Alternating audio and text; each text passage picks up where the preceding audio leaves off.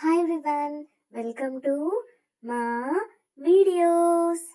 ఈరోజు మన వీడియోలో మల్టీపర్పస్ యూస్ చేసే సింపుల్ అండ్ టేస్టీ పుట్నాల పొడి రెసిపీ ఎలా చేయాలో చూద్దాం.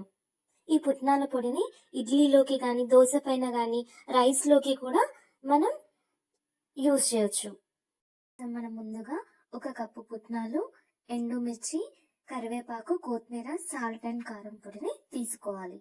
నచ్చిన వాళ్ళు ఎండు కొబ్బరి పొడిని కూడా యాడ్ చేసుకోవచ్చు.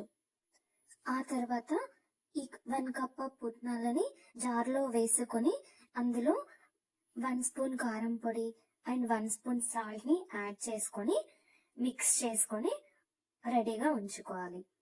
ఆ తర్వాత తాలింపు కోసం స్టవ్ పై ఒక గిన్నెని తీసుకొని కొద్దిగా ఆయిల్ వేసుకొని తాలింపు కోసం కొద్దిగా ఆవాలు, జీలకర్ర, మినప్పప్పు, ఎండుమిర్చిని మరియు కొత్తిమీర, కరివేపాకుని కూడా యాడ్ చేసుకొని పప్పు ఎర్రగా అయ్యేంత వరకు తాలింపు వేసి మనం ముందుగా రెడీ చేసుకొని పెట్టుకున్న పుట్నాల పొడిలోకి ఈ తాలింపును యాడ్ చేసుకొని సరిగ్గా కలపాలి.